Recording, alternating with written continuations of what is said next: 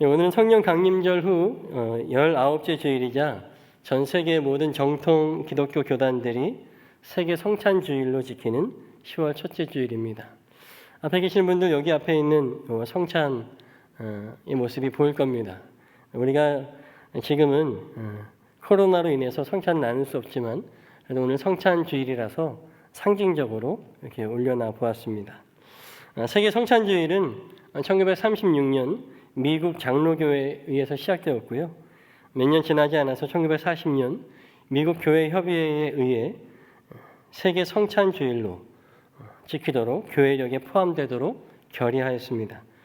그 이후에 많은 정통 교단들, 교회들이 10월의 첫째 주를 세계 성찬 주일로 지키고 있습니다.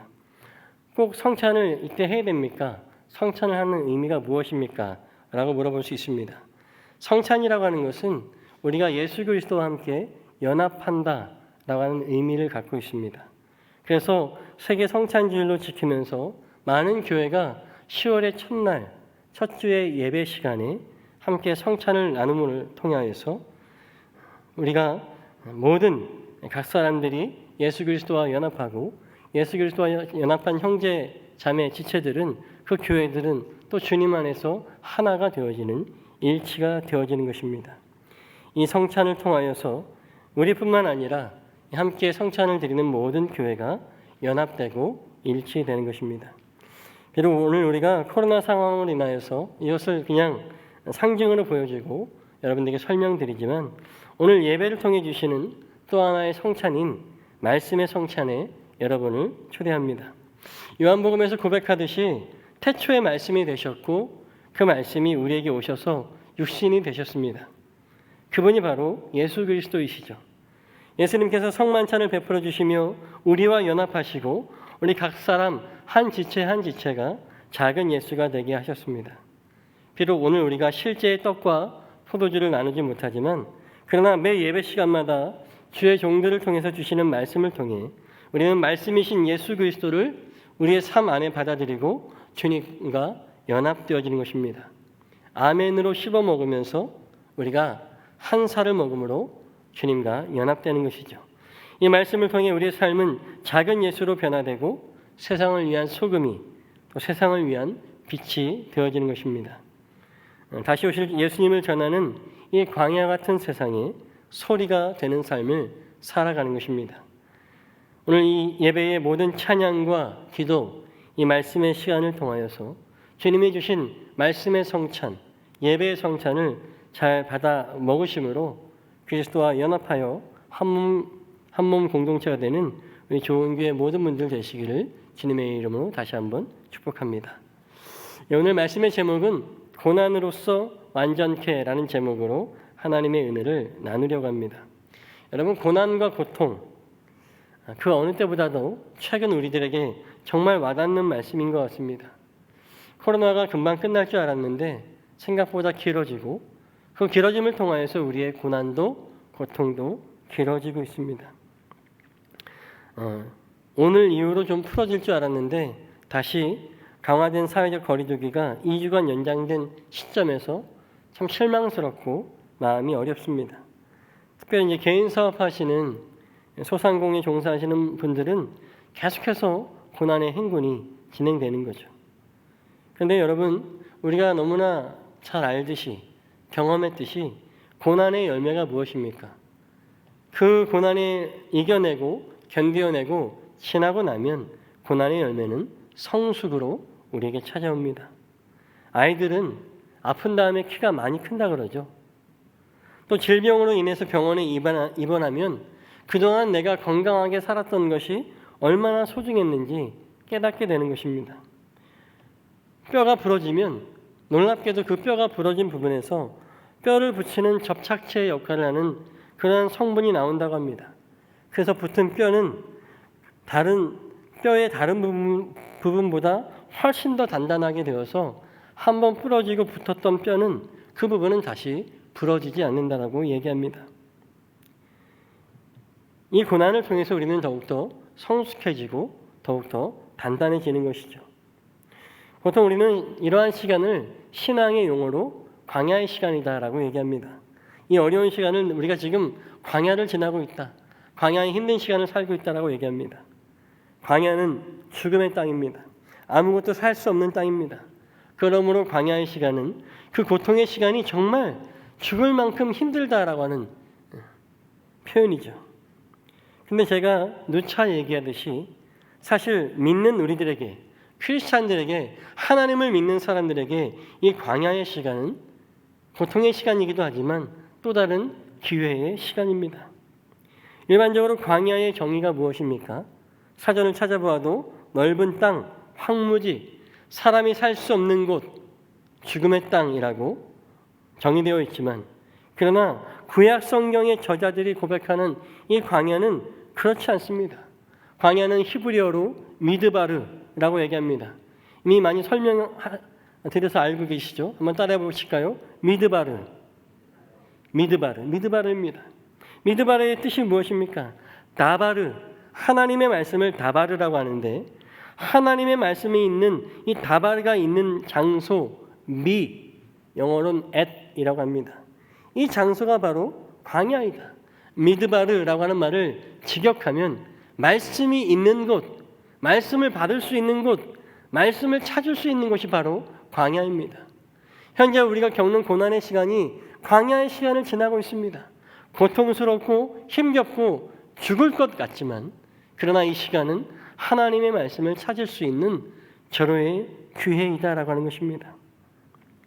아브라함은 광야를 지나면서 계속해서 하나님의 말씀을 만났고 하나님께서 가라고 하시는 약속의 땅에 이르렀습니다. 모세와 이스라엘 민족은 광야에서 40년 동안이나 하나님과 함께 살고 지고하면서 하나님의 음성을 듣고 살았습니다.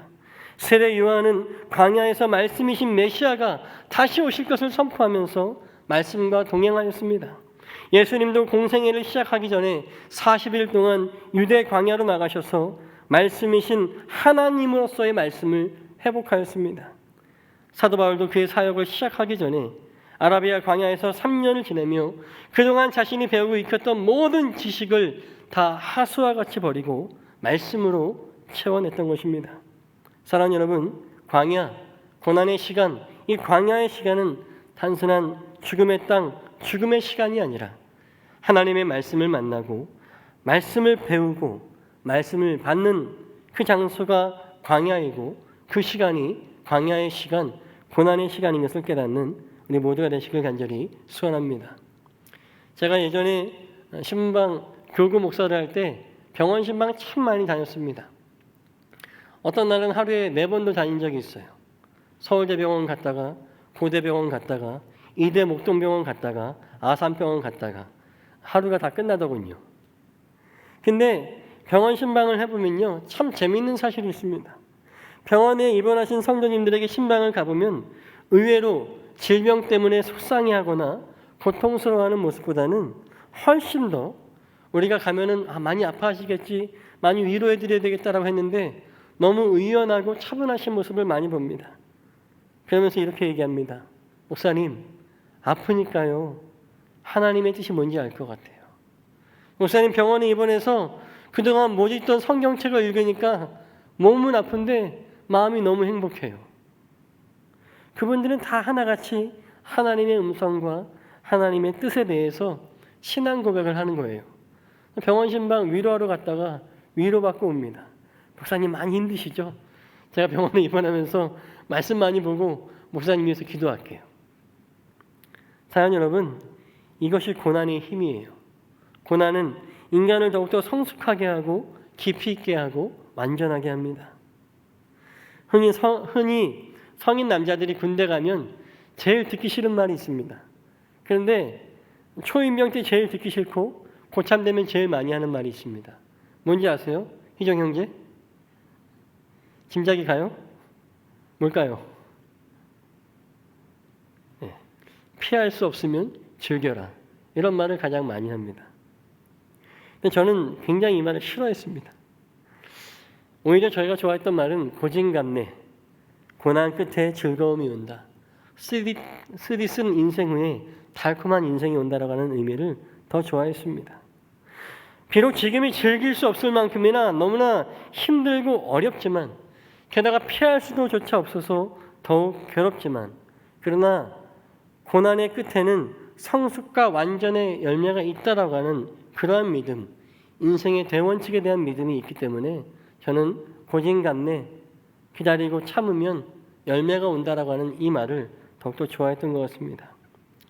사랑하는 여러분, 저는 목사로서 여러분에게 다가오는 고난에 대해서 힘들고 어렵고 괴로운 것을 너무나 잘 알고 있습니다. 피할 수만 있다면 피하고 싶은 심정도 너무나 잘 압니다. 그러나 저는 이 목사의 양심을 걸고 여러분에게 즐겨라 라고 말씀은 못 드리겠습니다. 힘든데 어떻게 즐깁니까?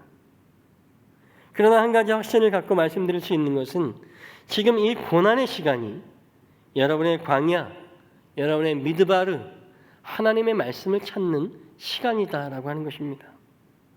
고난과 환난 중에 여러분이 주시는 하나님의 음성을 찾으시는 우리 모두가 되시길 간절히 소원합니다. 고난과 환난 중에 그 말씀을 찾은 뒤에 여러분에게 고난 후에 찾아오는 성숙과 완전의 값진 열매가 어떤 형태로든지 반드시 있게 된다라고 하는 것입니다. 여러분, 인생을 성공한 인생으로, 돈 많이 버는 인생으로 잘 살면 뭐합니까? 그 인생에 하나님이 없다면, 그 인생 가운데 하나님의 말씀이 거하시지 않는다면 그 인생은 껍데기입니다. 적어도 믿는 우리들이라면 그것을 이해할 수 있습니다. 지금 나의 고난을 통해서 우리가 더욱더 성숙하고 완전으로 완성되시는 귀한 삶 되시기를 주님의 이름으로 간절히 소망합니다. 오늘 본문 히브리서 2장 5절에서 12절까지의 말씀은 예수 그리스도의 왕되심을 고백하는 말씀입니다. 이 예수님에 대해서 7절의 말씀에 이렇게 얘기합니다. 하나님께서 영광과 존귀의 면류관을 씌워주시어 모든 만물이 심지어 천사까지도 예수님의 발 아래에서 복종하신다라고 기록합니다. 한마디로 예수 그리스도의 왕되심, 예수님의 존귀하심과 완전하심에 대해서 말씀합니다. 빌립보서 2장 6절에 아주 유명한 말씀이 있죠. 그는 하나님의 모습을 지니셨으나 하나님과 동등함을 당연하게 생각하지 않으시고 라고 사도 바울은 고백합니다. 이 부분을 개역개정에서는요, 하나님의 모습을 하나님의 본체, 즉 하나님이라고 고백합니다. 이 본체라고 하는 이 단어의 헬라어 원어 성경을 찾아보면 본성이라고 하는 뜻과 조각이라고 하는 뜻이 있습니다. 즉 예수님은 하나님이시자 삼위일체 하나님의 한 조각 되시되 그 조각이 3분의 1이 아니라 전체이신 한 조각이다라고 하는 것입니다. 그러므로 예수님은 곧 하나님이시자 흠이 없고 완전하신 분, 완벽하신 분이십니다. 그런데요, 중요한 것은 오늘 말씀에 보면 이 완벽한 예수 그리스도에 대해서 흠집 내기의 시도가 보입니다. 우리 10절의 말씀 같이 읽을 수 있으면 같이 읽었으면 좋겠습니다. 10절 시작. 하나님께서는 만물을 창조하시고 만물을 보존하시는 분이십니다. 그러므로 하나님께서 많은 자녀를 영광에 이끌어 들이실 때에 그들의 구원의 창시자를 고난으로서 완전하게 하신다는 것은 당연한 일입니다. 아멘. 10절의 말씀 후반절에 예수님을 구원의 창시자로 표현하고 있지만 이분이 많은 자녀를 영광에 이끌어내시기 위해서 그를 고난으로서 완전하게 하신다라고 성경은 기록하고 있습니다. 앞서 말씀드린 것처럼 고난은 인생을 성숙시키고 완전하게 하시는 것은 맞지만 이미 예수 그리스도께서 완전하신 분이신데 왜 하나님 아버지께서는 이미 완전하신 예수님을, 구원의 창시자이신 예수님을 다시 그에게 고난을 주셔서 그리스도를 완전케 하신다라고 그렇게 말씀하실까요? 수수께끼 같은 말씀입니다. 완전이라고 하는 것은 100%를 얘기하는 건 아니겠습니까? 근데 거기에 더 완전을 더한다라고 하는 것은 그것이 완전하지 않다는 의미죠. 완전하신 예수 그리스도께 고난을 더하여서 완전하게 하신다는 말이 무슨 의미이겠습니까? 우리 다시 위에 있는 9절의 말씀 같이 보겠습니다. 9절 시작. 예수께서 다만 잠시 동안 천사들보다 낮아지셔서 죽음의 고난을 당하심으로써 영광과 존귀의 면류관을 받아 쓰신 것을 우리가 봅니다. 그는 하나님의 은혜로 모든 사람을 위하여 죽음을 맛보셔야 했습니다. 아멘. 하나님께서 그리스도를 고난으로서 완전하게 하시려고 했던 이유는 바로 9절의 후반절에 있는 말씀과 같이 그는 하나님의 은혜로 모든 사람을 위하여 죽음을 맛보셔야 했다라고 기록합니다. 저는 이 말씀을, 이 수수께끼 같은 말씀을 묵상하면서 저에게 주시는 깊은 깨달음이 있었습니다. 예수 그리스도를 따르는 성도로서 예수 그리스도의 그분의 발자취를 따라 걷는 제자로서 우리가 고난에 대처하는 입장 차이가 분명해야 된다라고 하는 것입니다.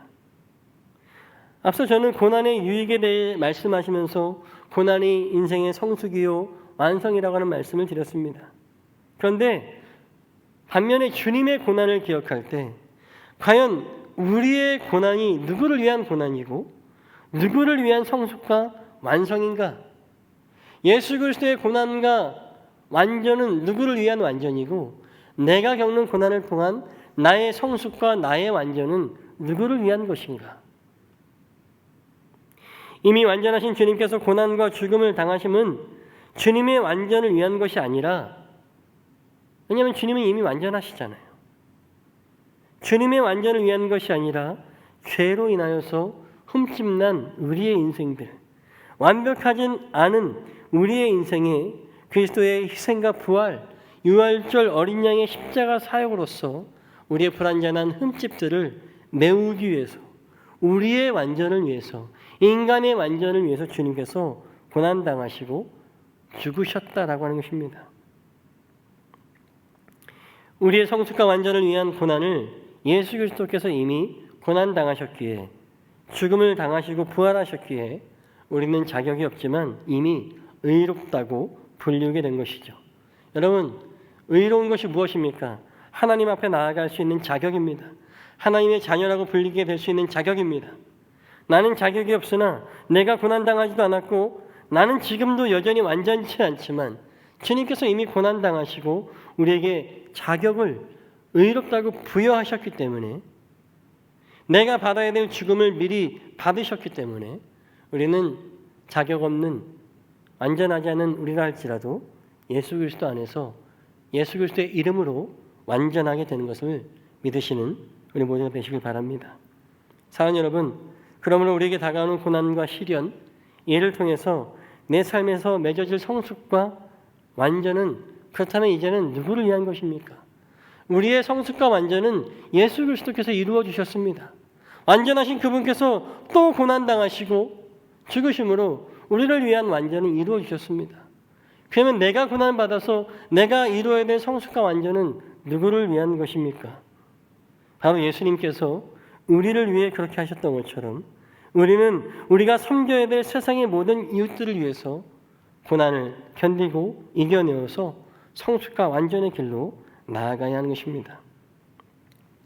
사람마다 좀 차이가 있겠지만 대부분의 한국 사람들은 부탁을 잘 거절 못합니다. 뭔가 부탁을 하면 안 돼! 라고 말 못하고 이렇게 어정쩡하다가 결국 부탁을 들어주게 됩니다. 저도 굉장히 그렇습니다. 남의 부탁을 잘 들어주는 편입니다. 저희 아내가 굉장히 싫어해요. 아내의 부탁은 잘 안 들어주면서 남의 부탁은 참 잘 들어줍니다. 참 부끄러운 고백이지만 언젠가는 저희 아내가 그러더라고요. 여보, 나를 아내로 생각하지 말아줘. 우리 아이들을 자식들로 생각하지 말아줘. 제가 무슨 말이야 그랬더니 성도로 대해줘. 교회 학교 학생으로 대해줘. 많이 얘기했습니다. 저도 남의 부탁을 참 잘 들어줬던 것 같아요. 제가 대학 다닐 때 몇몇 가까운 사람들에게 리포트 작성을 좀 숙제를 부탁받은 적이 있습니다. 생각해 보니까 이런 말을 하면 안 될 것 같아요. 지금보다 그때는 부정에 대한 어떤 감수성이 좀 둔감하다고 할까요? 대리 출석도 많이 해주고 남의 레포트도 많이 써줬습니다. 그랬던 시기였던 것 같아요. 어쨌든 저는 남의 부탁을 잘 거절 못하니까 레포트 써달라는 부탁, 특히 여자친구가 써달라고 하니까 마다할 수 없어서 그냥 한번 써주겠다. 정말 열심히 써줬습니다. 그랬더니 자기 A+ 받았다고 너무 기뻐하더라고요. 너무 고맙다고. 그러면서 제 마음에 씁쓸한 마음이 있었습니다. 저는 개인적으로 저의 레포트를 내면서 한 번도 A+를 받은 적이 없어요. 근데 제가 남을 위해서 써주는 것마다 다 A+를 받았습니다. 고맙다는 말에 뿌듯하기도 했지만 씁쓸한 기분이 있었어요. 물론 지금은 제가 거절하는 법을 많이 배워서요. 저는 이제 잘 거절합니다. 함부로 저에게 부탁하지 마시기 바랍니다. 제가 이러한 이야기를 하는 이유가 뭘까요? 우리나라 사람들의 부탁을 잘 거절하지 못하는 성품이 어쩌면 주님의 귀한 사역을 위한 진짜 좋은 본성이라고 하는 거예요. 무슨 말입니까? 우리가 고난을 견뎌내고 이겨내야 하는 것은 나를 위한 것이 아니라 우리의 이웃을 위한 것이라고요. 그들의 성숙과 완전을 위해서 내가 먼저 고난받아야 되고 나의 성숙과 완전을 통해 우리 이웃들에게 그 열매를 맛볼 수 있게 해줘야 한다는 것입니다. 이것이 바로 예수 그리스도께서 우리에게 부탁하시는 명령이요 사명입니다. 우리의 많은 이웃들이 그들의 심령이 암묵적으로 우리 크리스찬들에게, 교회 다니는 사람들에게 부탁하는 것이 무엇인지 아십니까? 여러분들이, 크리스찬들이, 교회들이 제발 성숙했으면 좋겠습니다. 교회가, 예수 믿는 당신들이 우리가 의지할 수 있는 성숙한 사람이 되어주십시오라고 기대하고 있습니다. 이러한 기대와 부탁이 있기 때문에 오늘날의 한국교회와 성도들이 타락할 때에 세상은 교회를 향하여서, 성도를 향하여서 손가락질하고 욕하는 것입니다. 교회가 그러면 되냐고, 예수 믿는 사람이 그렇게 사랑이 없어서 되냐고, 예수 믿는 사람이 그렇게 손해보는 거 무서워하면 되냐고. 우리가 그들에게 허락한 적은 없지만 그들은 교회를 향하여서, 성도들을 향하여서 부탁하는 마음을 갖고 있습니다. 교회가 바로 서주세요. 예수 믿는 사람이 정직해 주세요. 예수 믿는 사람을 믿을 수 있게 해주세요라고 그들은 암묵적으로 우리에게 부탁하는 것이죠.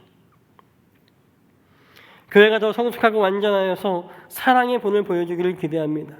성도들이 더 완전한 성품으로 앞이 캄캄한 세상의 인생길에 길잡이가 등대가 되어주기를 기대하는 것이죠. 그렇게 주님도 이 세상도 성도들에게 부탁하고 있습니다. 당신들이 먼저 성숙하고 완전하여 주셔서 우리를 인도해달라고, 그러기 위한 고난을 제발 끝까지 견디고 완전하게 승리하셔서 우리의 갈 길을 앞장서 달라고 우리에게 부탁하는 것입니다. 사랑하는 여러분, 오늘 주님의 부탁과 시대의 요청을 외면하지 마시고 여러분에게 닥쳐오는 고난에 정면 승부할 수 있는 우리 모두가 되시길 간절히 소원합니다. 우리의 문제가, 우리의 어려움 많은 거 알고 있습니다. 그것 때문에 걱정과 근심이 나날이 늘어가고 있는 것도 잘 압니다.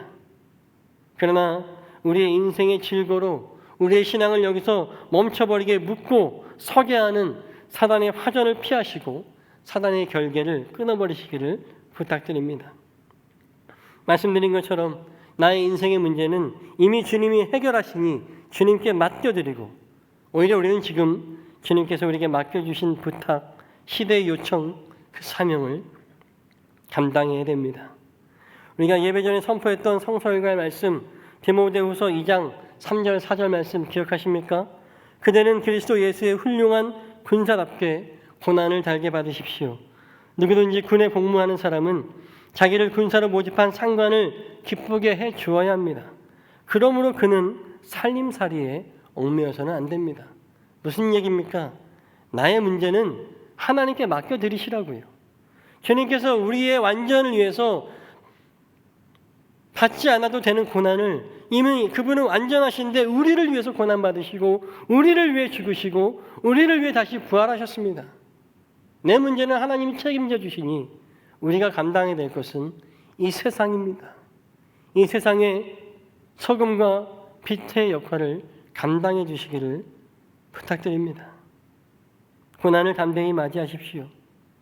그것이 피할 수 없고 즐길 수 없을 만큼 고통스럽고 괴로운 것을 잘 압니다. 그러나 꼭 견뎌내 주시고 이겨내 주시기를 부탁드립니다. 고난의 끝에 얻어지는 여러분의 성숙과 또 완전의 열매가 이 세상을 위해서 사용되어지기를 주님의 이름으로 간절히 축원드립니다. 이 시간 우리 함께 찬양할 텐데요. 온 땅의 주인 되신 주님이 이 찬양을 부를 겁니다. 이 찬양의 영어의 제목은 후에마이입니다. 후에마이. 이 영어 찬양 들으면 참 은혜스러워요. 후에마이 이렇게 시작하는데 부르는 찬양 사역자의 그 음성이 너무 간절하고 애절하게 들립니다. 하나님, 내가 누구입니까? 주님, 나를 아십니까? 나는 어떤 사람입니까? 나를 왜 이 세상에 태어나게 하셨습니까? 나는 무엇을 위해서 이 세상에 태어났습니까? 나는 누구입니까? 나는 무엇을 하는 사람입니까? Who am I? 그때 주님이 말씀하십니다. 주님께서는 내가 누구인지, 내 이름이 무엇인지, 나의 상한 마음과 어두움이 무엇인지, 나의 방황과 나의 죄도 이미 알고 계시다고 말씀합니다. 사랑하는 여러분, 주님이 우리를 잘 아십니다. 그러니 걱정하지 마세요. 특별히 우리 청년들, 여러분의 미래에 대해서 걱정하지 마십시오. 저도 여러분의 나이 때, 저보다 나이 많으신 분도 계시지만 여러분의 나이 때 앞이 캄캄했습니다. 그리고 지금도 잘 모르겠습니다. 근데 에베네스를 하나님이 저를 여기까지 인도하시면서 한 번도 저를 서운하게 하신 적이 없습니다. 한 번도 억지로 저를 여기 이 자리에 놓으신 적이 없습니다. 내가 납득할 만한 방법으로, 내가 기뻐할 만한 방법으로, 내가 하나님께 감사할 만한 이유로 나를 여기까지 인도하십니다. 그것이 하나님이십니다. 하나님이 나의 성품을 누구보다 더 잘 아시니까 여러분 걱정하지 마세요. 여러분 자녀의 문제 걱정하지 마세요. 저희 두 자녀를 보면 정말 앞이 캄캄합니다. 그냥 건강만 해라. 대학 안 가도 좋아. 공부 안 해도 좋아. 우리끼리 행복하게 살자. 그런데 저는 하나님을 신뢰합니다. 하나님이 그 인생들을 책임져 주실 거거든요. 저는 저 두 아이를 낳고 제단에 무릎 꿇고 아이들을 위해서 기도했습니다. 하나님, 우리 아이가 그냥 자기가 하고 싶은 거 하게 해달라고 그렇게 기도하면서 오랫동안 기도하는데요. 제가 정신없이 기도하는 동안 하나님이 저의 입술을 주장하셔서 저의 고백을 바꾸어 놓으셨습니다. 하나님이 원하시는 대로 하나님의 영광 위에 써달라고. 몇 번이나 저의 입을 쳐가면서 다시 고백했지만 하나님은 여지없이 저의 입술을 바꾸어 놓으셨습니다. 저희 자녀들 뿐만 아니라 여러분의 인생도 마찬가지예요. 지금은 고난 때문에 앞이 캄캄하지만, 코로나 때문에 우리나라 망할 것 같지만 아니요. 하나님이 우리 성도들을 통해서 여러분들이 이 어둠 가운데 빛의 역할을 감당하시길 원하시고, 이 재미없고 맛없는 세상에 소금이 되기를 원하시고, 여러분이 갈 길 몰라 헤매는 이 세상에 길잡이가 되어주기를 원하십니다. 그러면 여러분 하나님을 신뢰하십시오. 주님께 맡겨드리고 나의 성숙과 완전을 주님이 맡겨주신 우리의 이웃들을 이 세상 위에 쓰겠다고 결단하시는 우리 모두가 되시길 간절히 소원합니다.